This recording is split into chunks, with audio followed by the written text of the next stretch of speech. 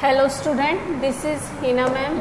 Today we are going to discuss our very important chapter of accountancy and that is final accounts. So final account के बारे में बेटा हमने पहले भी अपनी एक वीडियो के अंदर डिस्कस किया था, जिसके अंदर हमें पता चला था कि फाइनल अकाउंट के अंदर मेनली हमें 3 अकाउंट्स प्रिपेयर करने होते हैं. First one is trading account, second one is profit and loss account and last one is our balance sheet.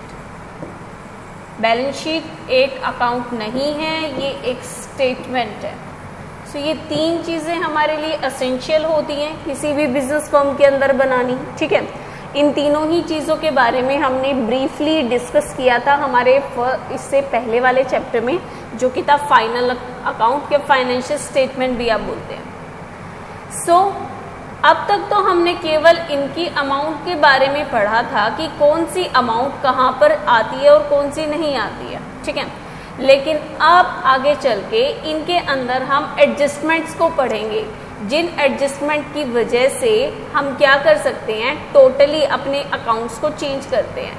क्योंकि कभी भी जब भी कोई अकाउंटेंट अपने अकाउंट्स प्रिपेयर करता है, सो अकाउंट प्रिपेयर करते वक्त नॉर्मली काफ़ी चीज़ें होती है जो स्किप हो जाती हैं. ठीक है, अकाउंट्स बनाते वक्त सो वे जो चीज़ें हमसे स्किप हो जाती हैं तो वो हमें बाद में इम्प्रूवमेंट करना पड़ता है. और उन्हीं सब चीज़ों को जब हम रेक्टिफाई करते हैं, इम्प्रूव करते हैं अपने अकाउंट्स के अंदर, सो वो चीज़ हमारी फिर फाइनल अकाउंट विद एडजस्टमेंट आ जाता है. दैट मीन्स हमने जो चीज़ें स्किप कर दी थी गलती से, उनको हम अब एडजस्ट करने वाले हैं और एडजस्ट करने के बाद अब हम इनको शो करेंगे. सो इसी के अंदर सबसे पहली चीज़ जो आपकी आती है बेटा वो है क्लोजिंग स्टॉक. सबसे पहले आपको पता होना चाहिए कि क्लोजिंग स्टॉक का मतलब क्या होता है. क्लोजिंग स्टॉक का मतलब होता है कि कोई भी ऐसी गुड्स या प्रोडक्ट जो बिजनेस के अंदर सोल्ड आउट नहीं हुए, यानी कि सेल नहीं हुआ है, यानी कि कोई भी अनसोल्ड गुड्स अगर बिजनेस के अंदर पेंडिंग रहता है तो उसे हम क्लोजिंग स्टॉक के अंदर जो है कंसीडर मानते हैं. हमेशा इम्पोर्टेंट, बहुत इंपॉर्टेंट बात है बेटा, आपको हमेशा ध्यान रखनी है, क्लोजिंग स्टॉक को हम कभी भी ट्रायल बैलेंस के अंदर शो नहीं करते. ठीक है, अगर आपको कभी भी क्वेश्चन में ट्रायल बैलेंस दिया होगा ना और आपको बोला गया होगा कि आपको अकाउंट प्रिपेयर करने हैं, सो उनके बेसिस पे आप जो भी अकाउंट बनाएंगे आपको पूरा ट्रायल बैलेंस दिया होगा, लेकिन जो क्लोजिंग स्टॉक अकेला है वो आपको बाहर एडिशनल इंफॉर्मेशन के अंदर शो किया गया होगा. सो आपको ये हमेशा ध्यान रखना है कि आपका जो क्लोजिंग स्टॉक होगा वो हमेशा एडिशनल इंफॉर्मेशन में ही शो होगा. और इसके पीछे रीज़न क्या है, हालांकि मैंने अपने पहले वाली जो वीडियो थी उसके अंदर डिस्कस किया था. क्या रीज़न है इसके पीछे? रीज़न यही है बेटा कि क्योंकि ये जो अनसोल्ड गुड्स है ये अमाउंट हमारी परचेज की अमाउंट में ऑलरेडी इंक्लूड होती है. सो अगर हमने ट्रायल बैलेंस में अगर इसको दोबारा दिखा दिया तो ये चीज़ हमारी डबल रिपीटेशन हो जाएगी, जिसकी वजह से हमारे अकाउंट्स जो हैं क्लियर नहीं होंगे. सो इसीलिए हम जो भी हमारा अनसोल्ड गुड्स रहता है उसको हम कभी भी अपनी बुक्स के अंदर शो नहीं करते हैं, हमेशा बुक्स के बाहर शो करते हैं. अब बात आई बेटा इसकी एडजस्टमेंट की. सो क्लोजिंग स्टॉक जब भी कभी ट्रायल बैलेंस के बाहर दिखाया होता है तो उसकी 2 जगह पे ट्रांजैक्शन होती है. एक तो आप इसको जो है शो करेंगे अपने ट्रेडिंग अकाउंट में, और दूसरा इसी चीज को आप शो करेंगे बेटा अपनी बैलेंस शीट में. सो ट्रेडिंग अकाउंट की अगर हमारी बात होती है तो आपको बहुत अच्छे से मालूम है कि हमारी 2 साइड्स होती हैं, एक तो डेबिट साइड होती है और एक आपकी क्रेडिट होती है. ठीक है, सो क्रेडिट साइड में आपको पता है, क्रेडिट साइड में एक तो हम यहाँ पर क्या शो करते हैं, सेल्स को, और सेल्स के ही अलावा यहाँ पर हम अपने क्लोजिंग स्टॉक को भी क्या करेंगे बेटा, शो कर देंगे. सो क्लोजिंग स्टॉक की एक ट्रांजैक्शन तो आपकी हो जाएगी बेटा ट्रेडिंग अकाउंट के अंदर. अगर आप बैलेंस शीट की बात करते हैं, सो बैलेंस शीट में आपको पता है हमारी 2 साइड्स होती हैं. ठीक है, एक साइड तो होती है आपकी एसेट साइड और एक होती है आपकी लायबिलिटी. सो एसेट, क्योंकि स्टॉक हमारी एसेट होता है, सो आप क्या करेंगे अपने क्लोजिंग स्टॉक के जो बैलेंस हैं इसको यहाँ पर शो कर देंगे. सो क्लोजिंग स्टॉक की हमारे बेटा 2 ट्रांजैक्शन होती है। कभी भी आप ट्रेडिंग अकाउंट के क्रेडिट साइड में क्लोजिंग स्टॉक को शो करेंगे और वहीं दूसरी तरफ आप बैलेंस शीट की एसेट साइड में इसी चीज को शो करेंगे। अब इसके बाद नेक्स्ट आपकी जो टर्न आती है बेटा वो है आउटस्टैंडिंग एक्सपेंसेस। आउटस्टैंडिंग का मतलब ही होता है बेटा जो चीज आपकी बकाया है। बकाया मीन्स आपका जो दायित्व है, आपको जो पे करना रहता है, ठीक है। सपोज आपकी फर्म, सपोज आपका एक बिजनेस है, बिजनेस के अंदर आपके 100 वर्कर्स जो है काम करते हैं आपके नीचे, ठीक है। सो आप उन्हें क्या करेंगे, सैलरी देंगे। सो अगर अगर कोई मंथ पेंडिंग रह जाता है सैलरी से, दैट मीन्स आप उसकी जो है सैलरी पे नहीं कर पाते हैं। सो उस सिचुएशन में जब आपकी सैलरी पे नहीं होगी तब आप उस चीज को क्या शो करेंगे, आउटस्टैंडिंग। दैट मीन्स 1 महीने की सैलरी कंपनी के लिए अपने एम्प्लॉय को पे करनी पेंडिंग रहती है, आउटस्टैंडिंग रहती है या फिर बकाया रहती है। सो अगर आप इसकी एडजस्टमेंट की बात करते हैं बेटा कि अगर हमें शो करना है, ठीक है। सो आउटस्टैंडिंग एक्सपेंसेस की जब भी कभी बात आती है, सो आउटस्टैंडिंग एक्सपेंसेस की भी हमारी जो है 2 ट्रांजैक्शन होती है। एक बात आपको हमेशा याद रखनी है, मोस्टली जितनी भी ट्रायल बैलेंस से बाहर की जितनी भी आपकी ट्रांजैक्शंस होंगी ना, उसकी हमेशा 2 जगह पे एडजस्टमेंट होगी, ठीक है। सो फर्स्टली हम बात कर रहे थे आउटस्टैंडिंग एक्सपेंसेस की। सो आउटस्टैंडिंग एक्सपेंसेस की एक तो ट्रांजैक्शन होगी बेटा प्रॉफिट एंड लॉस अकाउंट में, और जो दूसरी ट्रांजैक्शन है वो आपकी हो जाएगी बेटा बैलेंस शीट में, ठीक है।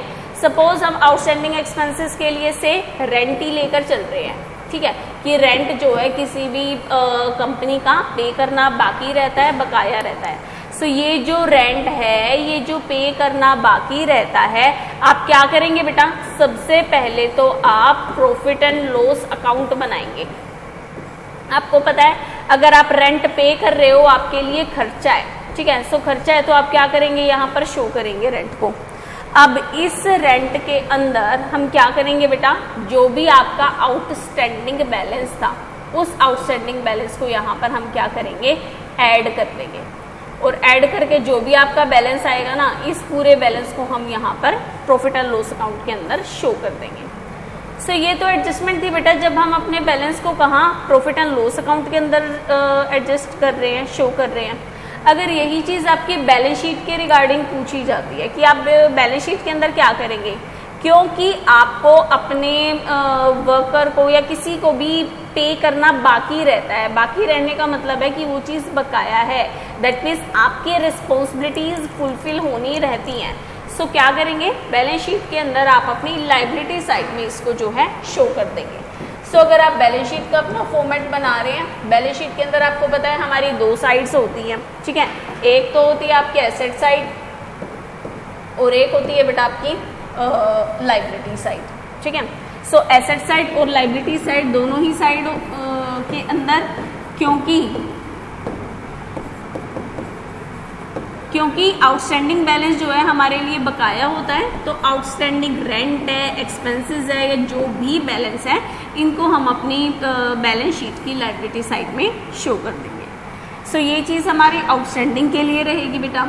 अगर आप नेक्स्ट बात करते हैं प्रीपेड, प्रीपेड का मतलब क्या होता है, प्रीपेड एक्सपेंसेस।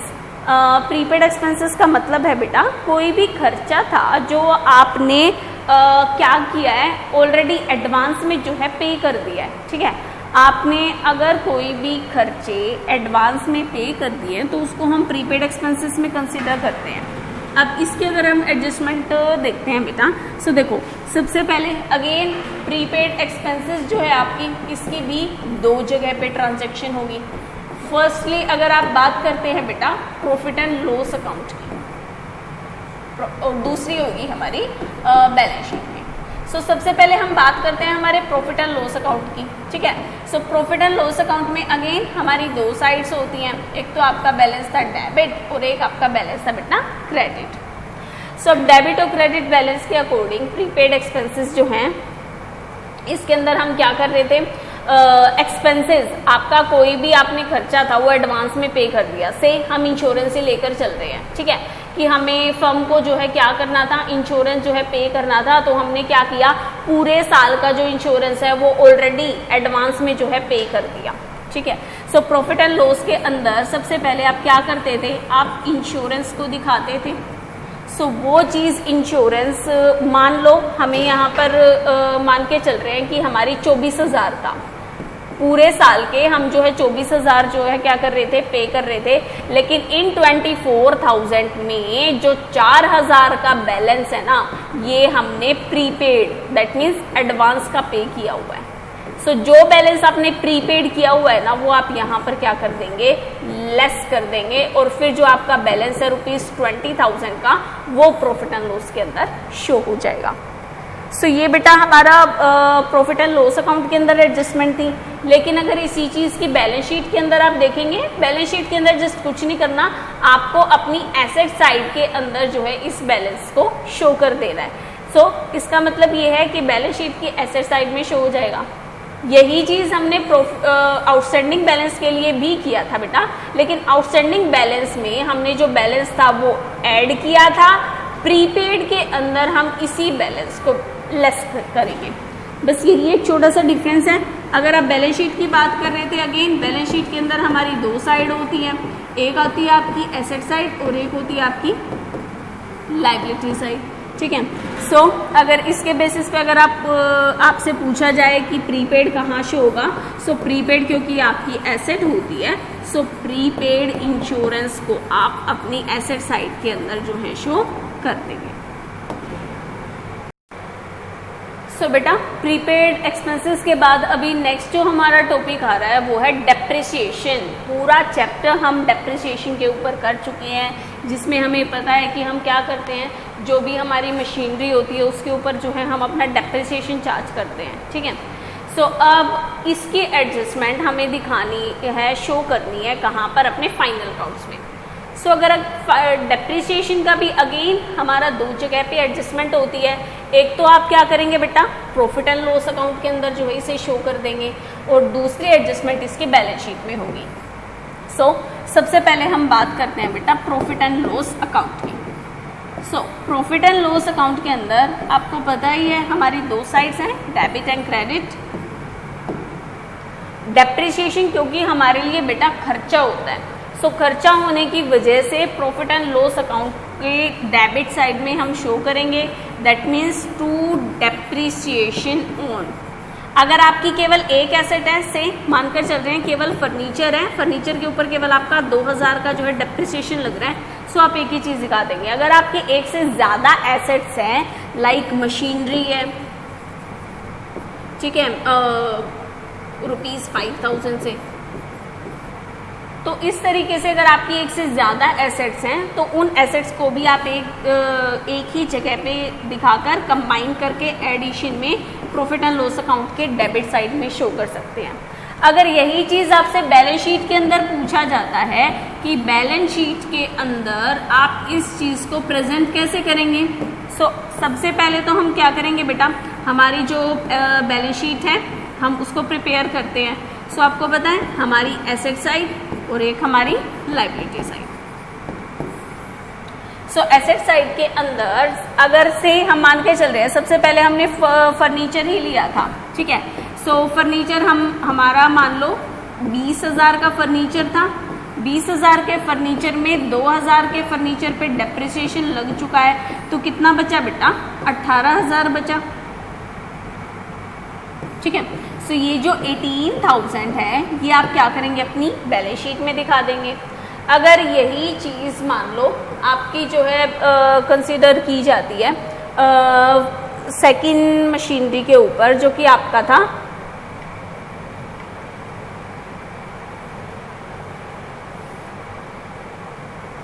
जो कि आप ले रहे थे क्या बेटा, सेकंड मशीनरी, सेकंड एसेट जो है हम कंसीडर कर रहे थे से मशीन थी, ठीक है। सो मशीनरी का जो बैलेंस है हमने लिया था मान लो 50,000, 50,000। सो अगेन 50,000 में से क्या करेंगे आप, जो भी आपका डेप्रिसिएशन आ रहा था ₹5,000 का, उसे जो है लेस कर देंगे और यहाँ पर आप यहाँ शो कर देंगे ₹45,000। सो ये चीज़ है बेटा बैलेंस शीट के अंदर जब आप अपने डेप्रिसिएशन की एंट्री को, एडजस्टमेंट को शो करेंगे। इसके बाद बहुत इंपॉर्टेंट टॉपिक है बेटा, इन दोनों टॉपिक को थोड़ा सा अच्छे से ध्यान से देखेंगे। 5th टॉपिक है हमारा एक्रूड इनकम या फिर इनकम रिसीवेबल। नाम से ही पता चल रहा है बेटा, इनकम रिसीवेबल। रिसीवेबल का मतलब क्या होता है कि जो इनकम आपको रिसीव होनी है, ठीक है। इसके अंदर आपको बस ये बात क्लियर रखनी है कि इस इनकम के लिए आप मेहनत कर चुके हैं, लेकिन अब तक बस वो आपको रिसीव नहीं हुई है। आपको ये बात हमेशा ध्यान रखनी है। कहने का मतलब ये है कि सपोज आप जो है अपने किसी फर्म के अंदर जो है आप एम्प्लॉय हैं, काम कर रहे हैं, लेकिन आप 1 महीने का ऑलरेडी काम कर चुके हैं, लेकिन आपको अभी तक उसकी सैलरी रिसीव नहीं हुई है, ठीक है। दैट मीन्स आज नहीं तो कल वो अमाउंट आपको रिसीव होगी ही होगी। क्यों रिसीव होगी? क्योंकि उसके लिए आप अपनी सर्विस दे चुके हैं। सो जो इनकम आपको अर्न कर चुके हैं, आप ऑलरेडी उसके लिए मेहनत कर चुके हैं, लेकिन आपको अभी तक रिसीव नहीं हुई है। सो उस चीज को हम अपनी इनकम रिसीवेबल के अंदर कंसीडर करते हैं।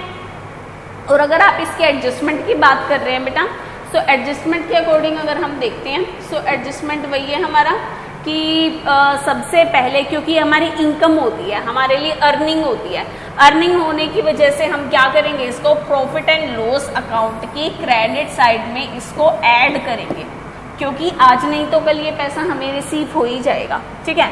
साथ ही साथ ये हमारी एसेट है। एसेट होने का मतलब जिनसे आपको पैसा मिलना होता है, रिसीव्ड होना होता है। सो इसी वजह से हम इसको एसेट साइड के अंदर भी क्या करेंगे, शो करेंगे। एक्रूड इनकम के नाम से भी दिखा सकते हैं आप, या फिर इनकम रिसीवेबल के नाम से भी। सो दोनों ही तरीके से हम इसकी एडजस्टमेंट को शो कर सकते हैं।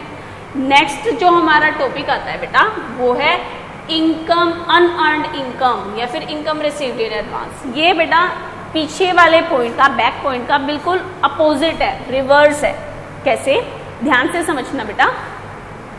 इसके अंदर क्या है कि आपने कोई भी जो आपकी इनकम है वो आप अभी तक अर्न नहीं की है, लेकिन अभी तक आपको ऑलरेडी रिसीव हो चुकी है, ठीक है। अगेन मैं बात कर रही हूं बेटा इनकम की। बहुत सारे बच्चे इस चीज में कंफ्यूज होते हैं कि प्रीपेड भी एडवांस के बारे में बात हो रहा है और अनअर्न्ड भी एडवांस के बारे में। नहीं बेटा, प्रीपेड जो बात हो रही थी वो थे एक्सपेंसेस, खर्चों के बारे में बात हो रही थी, लेकिन अभी जो आपकी बात हो रही है वो हो रही है अनअर्न्ड इनकम। दैट मीन्स आज नहीं वो इनकम जो आपने अभी तक अर्न नहीं की है, यानी कि आपने उसके लिए अभी तक मेहनत नहीं की है, लेकिन फिर भी आपको उसके लिए पैसा ऑलरेडी रिसीव हो चुका है। एग्जाम्पल के तौर पे अगर मैं आपको बोले एडवांस सैलरी मिल जाती है, ठीक है, एडवांस रेंट, पूरे साल का रेंट मिल जाता है एडवांस में ही, ठीक है। सो वो अब एडवांस में रेंट, दैट मीन्स अभी 1 साल तक वो जो किराएदार है, टेनेंट है, वो अभी तक नहीं रहा है, लेकिन फिर भी उसने ऑलरेडी क्या किया है, किराया दे दिया है, रेंट दे दिया है। सो वो इनकम आपने अभी तक अर्न नहीं की है, लेकिन फिर भी आपको रिसीव हो चुकी है। सो इस तरह की जो ये इनकम होती हैं, इनको हम अपने अर्न के अंदर मानते हैं, और इसकी भी हमारी जो एडजस्टमेंट होगी वो प्रॉफिट एंड लॉस अकाउंट के अंदर ही होगी बेटा। अगर आप इसके एडजस्टमेंट के बारे में बात करते हैं, सो सबसे पहले आप क्या करेंगे, अपना प्रॉफिट एंड लॉस अकाउंट जो है बनाएंगे, ठीक है। So profit and loss account के अंदर क्या होगा बेटा, हमारी 2 साइड्स होती हैं। कौन सी? एक तो होती है डेबिट और एक होती है क्रेडिट। सो इसके अंदर अगर आपको मान लो से कोई भी हमारी कमीशन है, बाय कमीशन, ठीक है, सो उस अमाउंट के अंदर ये जो इनकम रिसीव्ड है ये क्या हो जाएगी, लेस हो जाएगी। इनकम रिसीव्ड इन एडवांस या फिर अनअर्न्ड इनकम के नाम से भी आप इसको जो है शो कर सकते हैं, और उसके बाद जो बैलेंस होगा उसे आप अपने प्रॉफिट एंड लॉस की क्रेडिट साइड में शो करेंगे। अगर आप बात करते हैं बेटा बैलेंस शीट की, सो बैलेंस शीट के अंदर क्या है कि क्योंकि ये हमारी दायित्व है, अगर आपको कोई बंदा एडवांस में रेंट देकर गया है तो ये आपकी रिस्पॉन्सिबिलिटी है कि पूरे साल आपको वो पैसा बहुत संभाल कर रखना है, ठीक है। सो ये दायित्व है, रिस्पॉन्सिबिलिटीज हैं। सो रिस्पॉन्सिबिलिटी होने की वजह से हम अपनी बैलेंस शीट की लायबिलिटी साइड में क्या करेंगे बेटा, अनअर्न इनकम को शो करेंगे, अनअर्न इनकम।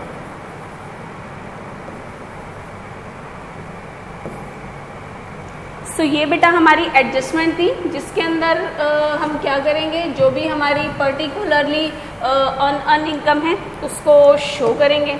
नेक्स्ट अगर आपकी बात आती है बेटा इंटरेस्ट ऑन ड्राइंग, फर्स्टली हमें मीनिंग क्लियर होना चाहिए कि ड्राइंग का मतलब क्या होता है। ड्राइंग का मतलब होता है कि जब भी कोई ओनर, कोई भी कंपनी का मालिक अपने पर्सनल यूज़ के लिए कोई भी कैश या कोई भी पर्टिकुलर गुड्स विड्रॉ कराता है, ठीक है।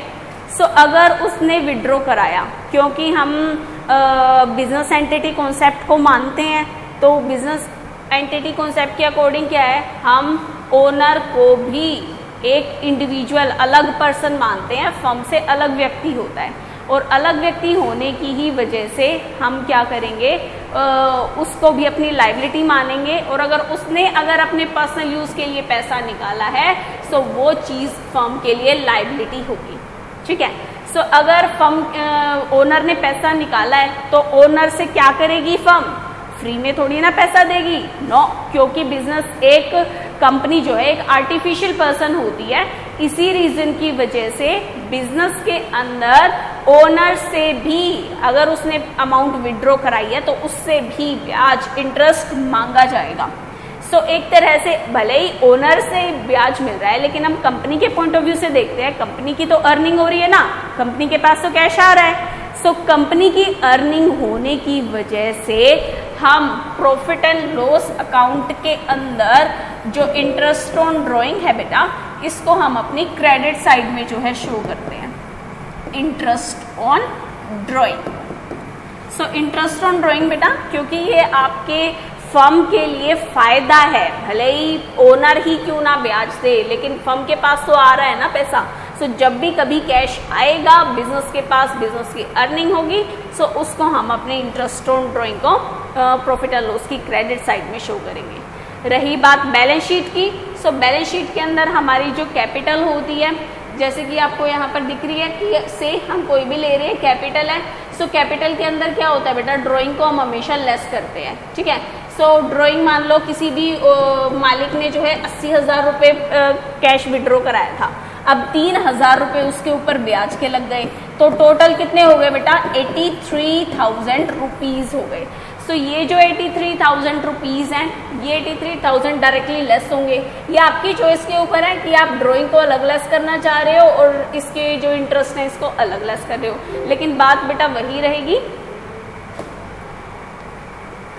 अगर इसके बाद बात आ रही है बेटा इंटरेस्ट ऑन लोन की, लोन का मतलब क्या होता है, जब भी कभी बिजनेस ने लोन लिया है, मतलब लोन लेने का मतलब है बिजनेस को उसके ऊपर ब्याज देना पड़ेगा, इंटरेस्ट देना होगा। मतलब फर्म के लिए वो चीज़ क्या है बेटा, एक तरह से खर्चा है, ठीक है। सो खर्चा होने की वजह से क्या होगा कि इंटरेस्ट ऑन लोन को, जो लोन के ऊपर जो ब्याज दिया जाएगा बेटा, सो इस इंटरेस्ट ऑन लोन को हम प्रॉफिट एंड लॉस अकाउंट की डेबिट साइड में शो करेंगे। अगर बात आती है बेटा बैलेंस शीट की, सो बैलेंस शीट में तो आपको पता ही है लोन हमारी लायबिलिटी होता है। सो लायबिलिटी के ही अंदर आप क्या करेंगे, इंटरेस्ट ऑन लोन को ऐड करके शो कर देंगे। इसके बाद बेटा बारी आती है बैड डेट की। बैड डेट का मतलब होता है कोई भी अमाउंट जो क्या हो गई है बिजनेस की इंसॉल्वेंसी या किसी भी रीजन की वजह से जो पैसा डूब गया है, डूब गया मतलब इरिकवरेबल, जो पैसा कभी भी बिजनेस को रिकवर नहीं होगा, उनको हम बैड डेट के अंदर जो है डाल देते हैं, ठीक है। सो बैड डेट के अंदर अगर कोई अमाउंट चली जाती है सो उसको हम कैसे जो है शो करेंगे। इसके लिए सबसे पहले मैं आपको प्रॉफिट एंड लॉस अकाउंट का एक छोटा सा फॉर्मेट बनाकर दिखाऊंगी। अगर हम अपने बोर्ड की ही बात करते हैं बेटा,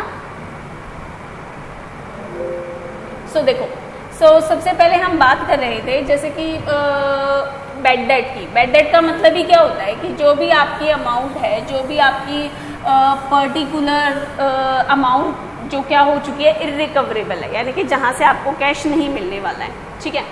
सो इस इर्रिकवरेबल अमाउंट में सबसे पहले आप क्या करेंगे बेटा, प्रॉफिट एंड लॉस अकाउंट बनाएंगे।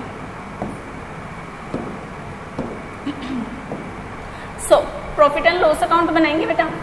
फर्स्टली सबसे पहले जब आप प्रॉफिट एंड लॉस अकाउंट बनाएंगे, आपको बहुत अच्छे से मालूम है कि डेबिट बैलेंस और क्रेडिट, क्योंकि बैड डेट हमारे लिए क्या होता है बेटा, एक तरह का नुकसान होता है। नुकसान होने की वजह से हम क्या करते हैं, इसको डेबिट साइड में शो करते हैं, ठीक है। सबसे पहले क्या होता है, बैड डेट जो है आप यहाँ पर क्या करेंगे, शो कर देंगे। बैड डेट मीन्स जो पैसा फर्म का डूब गया है, कोई भी अमाउंट, ठीक है। अब इसके अंदर एक नई चीज आती है बेटा, इसके अंदर आता है एक प्रोविजन। अब प्रोविजन भी दो तरह का होता है, ठीक है। एक प्रोविजन तो होता है ओल्ड प्रोविजन और एक प्रोविजन होता है बेटा न्यू। ओल्ड प्रोविजन तो क्या है, जिसमें आपका जो भी बैलेंस है वो ट्रायल बैलेंस के अंदर शो किया गया हो। ट्रायल बैलेंस के अंदर जो भी अमाउंट शो होगी ना, वो बैलेंस हम मानेंगे अपना ओल्ड, और जो भी हमको एडिशनल इंफॉर्मेशन में बोला होगा उस इंफॉर्मेशन को हम अपना मानेंगे न्यू प्रोविजन। इसके अंदर यही है बेटा कि अगर आपको से बैड डेट अगर आपको ऑलरेडी ट्रायल बैलेंस में दे रखे थे, अगर इसके अंदर आपको फर्दर बैड डेट भी दिए हैं, ठीक है। वे जो फर्दर बैड डेट होंगे उनको आप यहाँ पर ऐड कर देंगे। अगर आपको से न्यू प्रोविजन भी दे रखा है, न्यू प्रोविजन मतलब जो हमें एडिशनल इंफॉर्मेशन में बोला गया है, वो एडिशनल इंफॉर्मेशन भी हम यहाँ पर ऐड कर लेंगे, ठीक है। अगर हमको ओल्ड प्रोविजन बोला है, ओल्ड बोलने का मतलब है जो ट्रायल बैलेंस के अंदर प्रोविजन शो होता है। अगर आपको ट्रायल बैलेंस के अंदर प्रोविजन शो हो रहा है, उस ओल्ड प्रोविजन को आप क्या करेंगे, यहाँ पर लेस कर देंगे, और उसके बाद जो आपका बैलेंस होगा बेटा, उस बैलेंस को आप जो है क्या करेंगे, यहाँ पर शो कर देंगे। ये था बेटा